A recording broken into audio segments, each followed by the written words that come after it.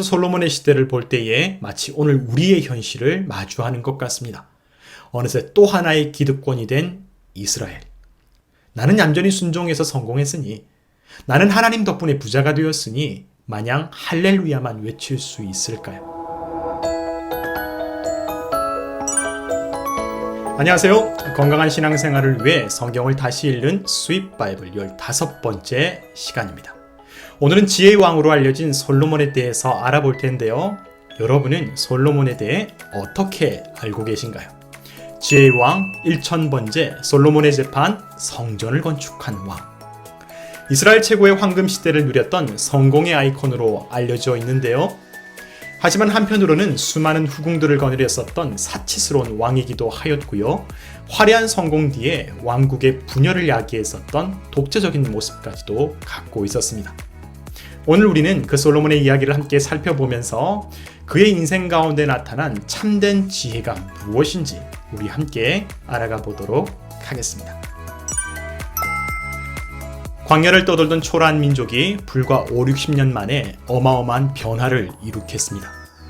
이스라엘은 사사시대 말기의 혼란한 상황과 국력의 열세를 극복하였고요. 엄청난 성장을 이루었습니다.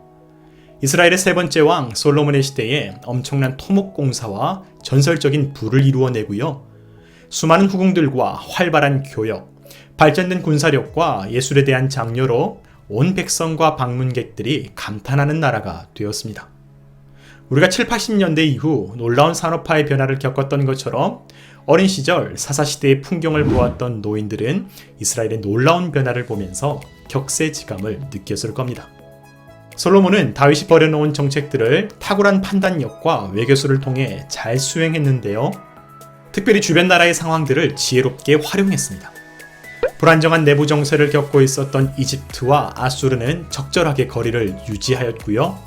크고 작은 충돌이 있었던 주변의 작은 나라들은 교역과 혼인관계를 통해서 적절하게 통제하였었죠. 당시에 두각을 나타냈었던 지도자는 이스라엘 북쪽의 두로라고 하는 나라의 왕 히람 1세였습니다. 그가 지휘했던 페니키아 제국은 지중해 전역에 큰 영향력을 떨쳤는데요. 솔로몬은 다윗이 맺은 동맹관계를 기반으로 교통의 요충지마다 요새들을 만들었고요. 이러한 군사력을 기반으로 우호적인 관계를 유지할 수 있었습니다. 이처럼 솔로몬의 탁월한 지혜는 이스라엘을 일약 세계적인 강국으로 급부상시켰습니다. 바야흐로 이스라엘의 황금 시대가 펼쳐졌습니다. 열왕기상 1장에는 솔로몬이 왕이 되었던 과정이 기록되어 있는데요.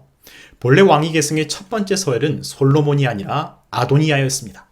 다윗의 말년에 벌어진 잔혹한 가정사를 통해 다윗의 넷째 아들인 아도니아가 왕위 계승의 선두주자가 되었고요. 그는 스스로 측근들을 만들어 이미 왕이 된 것처럼 행세하기도 했습니다. 솔로몬은 합당한 왕위 계승권자가 아니었고요. 사울이나 다윗과 같이 특별한 카리스마나 하나님의 지명이 있는 것도 아니었습니다.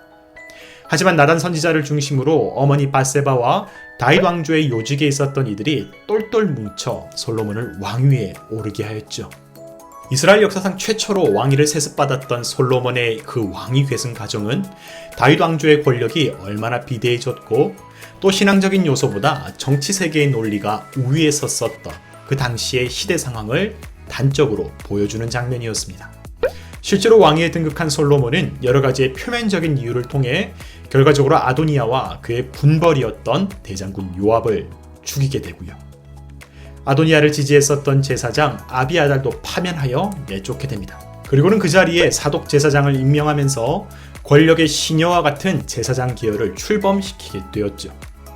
이처럼 이스라엘의 한복판에는 하나님의 말씀 위에 바로 서기 위한 영적 투쟁이 아니라 권력과 파벌의 투쟁이 넘치는 세계가 드리워졌습니다. 솔로몬은 권력을 완전히 장악하였다. 솔로몬은 온 가문이 죽고 사는 권력 투쟁의 한복판에 서 있었지만 아버지 다윗을 보며 성장했었던 인생의 기초가 있었습니다. 열왕기상 2장 2절에서 4절의 말씀에는 다윗이 솔로몬에게 남긴 유언이 등장하는데요. 여호와의 명령을 지켜 그 길로 행하고 모세의 율법에 기록된 대로 지키라. 그리하면 내가 무엇을 하든지 어디로 가든지 형통할지라. 솔로몬은 그 말을 기억하면서요.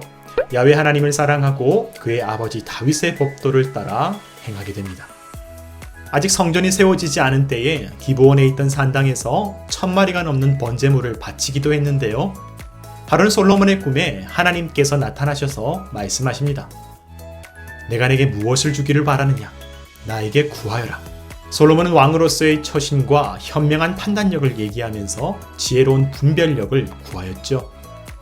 하나님은 사리사욕이 아니라 분별력을 구했던 솔로몬을 칭찬하시며 지혜롭고 총명한 마음을 선물해 주십니다. 이후 솔로몬은 두 여인에 관한 재판을 통해 기계적인 지식이 아니라 사람의 내면을 이해하는 지혜가 무엇인지를 보여주기도 하죠. 솔로몬의 삶을 이끌어갔던 하나님의 지혜, 이제 그 세계를 탐색해 보겠습니다. 다윗은 목동 시절부터 온갖 풍파를 거치면서 어렵게 왕이 되었던 입지전적인 인물입니다. 그는 정치적인 영악함을 갖고 있었지만 그럼에도 불구하고 이스라엘의 정체성을 깊이 숙고했었던 겸손한 신앙의 사람이었습니다. 하지만 솔로몬은 완전히 달랐죠. 출발부터 왕자로 태어나 절대적인 권력을 행사하였고요.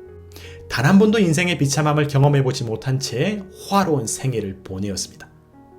그는 이스라엘의 영적 전통과 하나님과의 계약 관계, 12지파 간의 상호 관계와 백성에 대한 세밀한 이해가 전혀 없었습니다. 그가 실시한 구체적인 행정 조치들을 살펴보면요.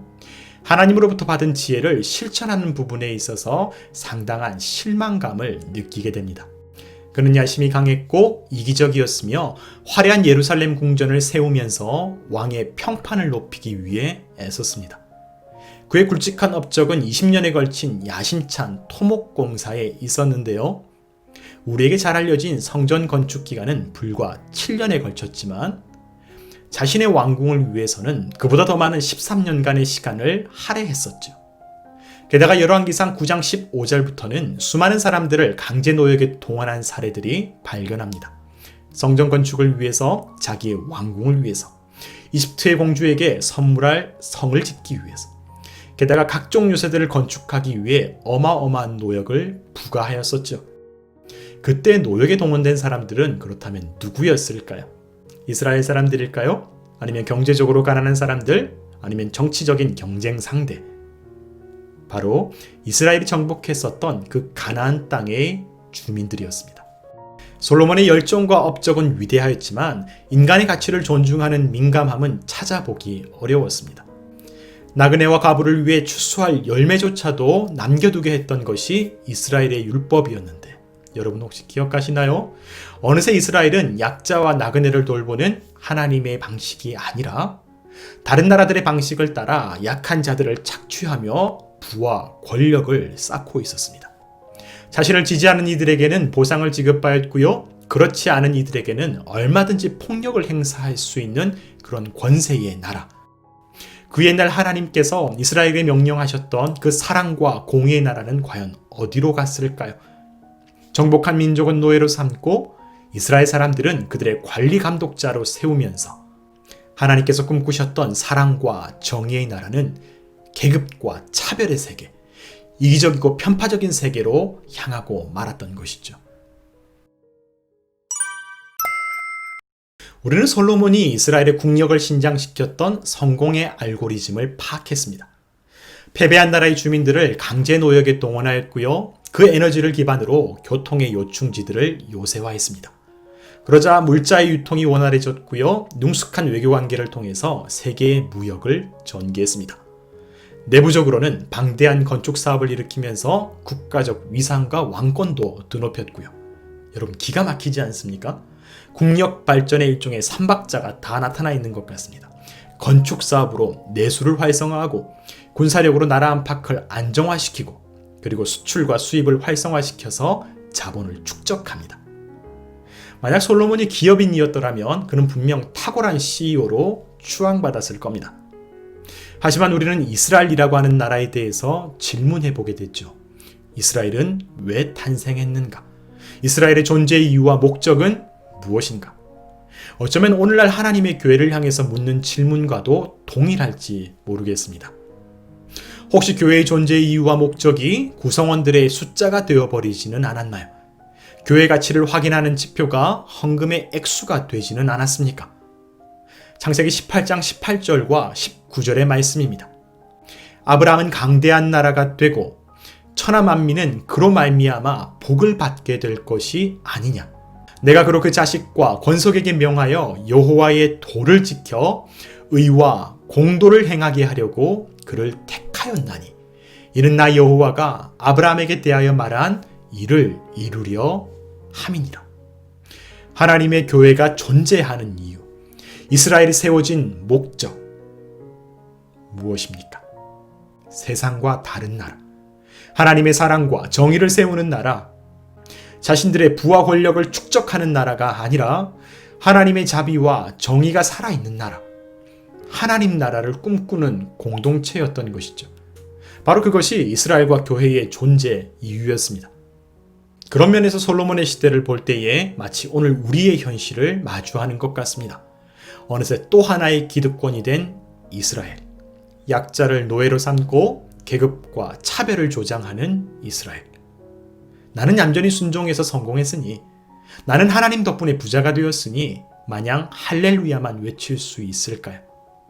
결국 열왕기상 11장의 말씀은 이러한 성공의 알고리즘에 치명적인 함정이 있다는 것을 고발합니다. 수많은 이방 여인과 결혼했었던 그 부작용이 터지게 된 것이죠. 700명의 후궁과 300명의 첩이 왕의 마음을 돌아서게 만들었더라. 그가 여호와의 명령을 지키지 않았으므로 반드시 이 나라를 빼앗아 내 신하에게 주리라. 결국 솔로몬이 세상을 떠난 후 이스라엘은 남과 북으로 나뉘어지고요. 그 대단했던 황금의 제국도 몰락의 시기를 겪게 됩니다. 그래서일까요? 위대한 성공을 이루었던 솔로몬은 말년에 인생의 허무함과 서글픔을 고백하게 되죠. 헛되고 헛되고 헛되고 헛되니 모든 것이 헛되도다. 먹고 즐기는 일을 누가 나보다 더 해보았으랴. 그러나 이것도 헛되어 바람을 잡는 것이로다. 내가 깨달은 것은 오직 이것이라. 곧 하나님은 사람을 정직하게 지으셨으나 사람이 많은 꾀들을 낸 것이라. 인생의 끝자락에서 다시 하나님께로 돌아간 솔로몬. 그 지혜의 미로를 맴돌았었던 솔로몬은 우리에게 다음과 같은 권면을 남겨주면서 역사의 무대를 되장합니다. 너는 청년의 때에 너의 창조주를 기억하라. 하나님의 살아계심을, 그분의 뜻을 기억하라는 것이었죠. 오늘 제가 준비한 시간은 여기까지입니다. 이제 하나님의 시선은 예언자들의 시대로 향하게 되는데요. 앞으로 스윗 바이블은 구약 성경의 후반부, 분열왕국과 예언자들의 시대를 살펴보게 될 겁니다. 권력투쟁의 현실에서 진리의 말씀을 끝까지 붙잡았었던 예언자들의 이야기, 그 이야기로 우리 함께 다시 만나겠습니다. 그러면 여러분, 오늘도 감사합니다.